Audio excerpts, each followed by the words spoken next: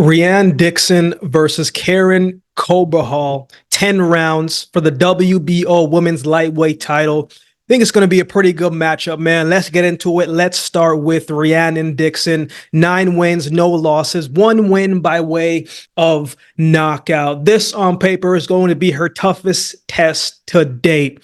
She's facing someone who's been in the ring with Katie Taylor. Katie Taylor, obviously, as we know, is arguably the #1 pound-for-pound fighter in the world on the women's side today. Carabajal is very experienced, right? Even though she did lose that fight comfortable to Katie Taylor, she gave a great effort, and that was her only blemish on her resume. Carabajal is coming to fight, make no doubts about that, and she is going to make her opponent fight. She's a tough, durable woman. Now, Dixon might not have a lot of stoppages on her resume, may not be a big puncher, but it's also hard to do that with 2-minute rounds. But to me, man, her style is very calculated, very strategic. I like her style. She sits down on these punches, man. She has a lot more power than what her record shows. I feel like she moves well inside of the ring. She sits down on her punches. She puts together solid combinations. She knows how to control the range and the distance of the fight, and she is not afraid to fight. She'll fight on the inside if that's where the fight is going to go. I think she's got good reaction, good timing, good hand speed. In her most recent fight, she fought Catherine Thunderez. Man, she looked excellent in that fight to me. Felt like that was her coming out night, coming out to fight type of night, that breakthrough performance. That was it, man. She was aggressive, but calculated, right? She punched in combination. She went to the body with power and placement. She was ahead in the fight very early on, but started to separate a lot more as the fight went on. She doesn't complicate the fight, man. She works and she keeps things simple. She repeats what's working and she sticks to that plan. I would have liked to see her jab a little bit more, but again, that's just me nitpicking, but you can't be too critical of the performance that she had. I mean, she looked wicked. She looked excellent. It was a complete performance. She was staying on the inside against Thunderez, and that was when, she would get hit a little bit more. Now, she was doing work on the inside, but when you're just stagnant right there, not really moving, man, your opponent has a way of getting back into the fight, and that's when she was getting touched up a little bit, but not a whole lot. Thunderez just couldn't keep up with the pace, the pressure, and the speed.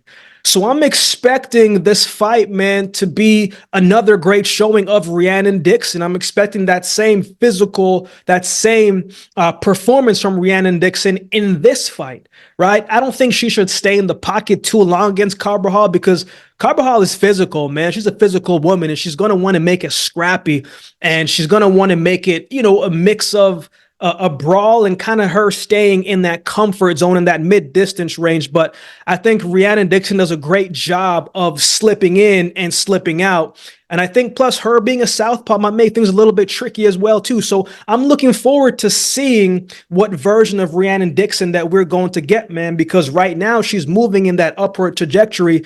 And she's looking really good, man. Let's talk about her opponent, Karen Carabajal. 22 wins, 1 loss, 3 wins by way of knockout. As I said, Carabajal is coming in to fight. Like, make no doubt about that. If you're going to beat her, man, you're going to have to find a way to slow her down. Katie Taylor won the fight against her, but, man, that wasn't an easy fight, man. Katie Taylor had speed on her side. That helped her a lot in that fight. Not just agility and lateral movement, but the hand speed as well, too. But Carabajal made Katie Taylor work for that fight, man. She landed some nice shot against Taylor, especially when Taylor was pulling back with their hands down. Carabajal was coming forward, throwing all types of shots, like looping shots, overhand shots, body shots, whatever it is. It's like wherever Katie Taylor was, she was making sure she was throwing something there, even if they all weren't landing. But you throw enough shots from all different angles, man, a bunch of them are going to land, but it just wasn't enough, man. Katie Taylor was too quick, too sharp, too dialed in on the night, and she was not able to come away with that win. Katie Taylor boxed her head off in that fight, but Carabajal made it very tough. Once Taylor found Carbajal's timing, Carabajal had a hard time cutting off of the ring as well, too. But, man, she's tough, man. She's not going to quit. After Carabajal fight Katie Taylor, she came back into the win column, winning her next 3 fights, including one of those fights she won by stoppage. In her most recent fight, she fought Edith Mathias. Mathias has been in a lot of fights against some very good opponents, man. You know, Matisse will fight anybody. She's fought at 126. She's fought at 130. She even fought at 140, right? So she's a tough, durable fighter. Even though she has 12 losses, she's never been stopped before. She got pieced up against Alicia Baumgartner, took a lot of shots in that fight. But when they stepped into the ring with Carabajal, man, it was a close range fight, man. Mathias was coming forward, trying to make it ugly and grueling and trying to wear down Carabajal. She was all over Carabajal, but she was smothering her work at times, right? She was going to the body nicely and landing some good shots, but sometimes, you know, the shots looked a little bit wild and a little bit reckless. And I wonder if that was part of the strategy. Just throw wherever you can hit from all angles of where you can hit, because she threw some overhand wild shots that I think caught Carabajal off guard, right? And it was landing. But then Carabajal would get off with the ropes, and then she would kind of go back to that mid-distance range and get back to boxing before setting up her shots. Pressure was on Carabajal, man, but credit to her because she did not wear down. She did not get tired. She stayed within the game plan, didn't panic. And from in close, man, she landed some nice shots, slipping in some uppercuts, some body shots. I thought she fought very well off of the back foot under a high duress of pressure. Right? She was also moving her head off the line as well, too. I was like, okay, Carabajal, moving the head off the line, slipping and weaving shots. So I thought it was a good performance. She did not look as fast as I've seen her against. Like when she fought Katie Taylor, she looked a little bit slower, but all in all, I mean, with that amount of pressure, man, you know, you had to change the game plan, adjust the game plan, and to not panic when the pressure is on. And I felt like she did a good job of that because Mathias was on her 24/7, man, trying to make it uncomfortable, and Carabajal find a way to be comfortable in an uncomfortable situation. So this is going to be a very good matchup, man. I'm looking forward to seeing how it goes. So who wins? There's a lot at stake here. Carabajal is now 33 years old. She's not going to get a whole bunch more opportunities, and she knows that. So she's going to give it her all in this fight and make sure that she leaves nothing out of the ring. Dixon is going to be doing the same because she knows the pressure as well, too. Undefeated fighter, you know, 28 years old now, fighting at home. There's a lot of pressure that does come with that. There's more big fights, but you got to get past this one.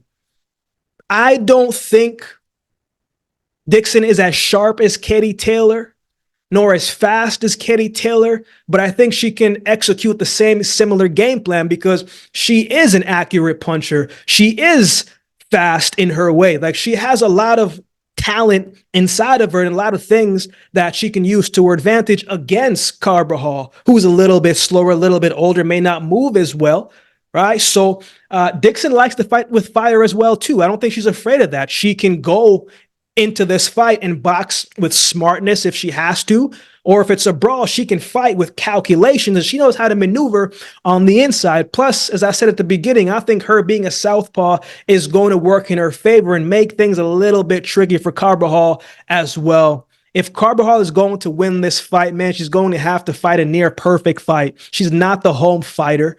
If she wants to win, she has to get a stoppage. Either fight a perfect fight or get a stoppage. I don't think she's going to come away I don't think she's going to get the benefit of the doubt with the judges on this one, man. So she's going to have to fight a very good fight, but I don't think it's going to be a controversial outcome result. I think Rhiannon Dixon is going to win this fight by decision. I think it's going to be clear. Carabajal has fought already this year, so she's going to come in a little bit more fight ready. Whereas Dixon hasn't fought yet, but I don't think that's going to be a problem. I'm expecting Rhiannon Dixon to come in and to put together, honestly, a spectacular performance again and come away with a decision victory. What are your thoughts on this fight? Who do you have winning this one? Let me know in the comment section below. If you'd like to support the channel, there's a couple ways you can do so. You can like, comment, share, and subscribe to the channel. If you'd like support by way of donation, you can find options in the description below. Also, my Cash App handle will be on screen as well. Any amount goes towards the growth of this channel. It will be greatly, greatly appreciated. I don't always get to do all of the suggested videos you guys suggest in the comment section below. But if you become a member, those suggested videos rise to the top, and I will do my best to get those done for you that week. Or if you'd like to become a member, just to support the channel, that would be greatly, greatly appreciated as well. Shout out to all the members holding down the membership section. I appreciate each of you. So with all that being said, if you've been watching the video, listen, do me a favor and subscribe to the channel, and we'll definitely see you next time.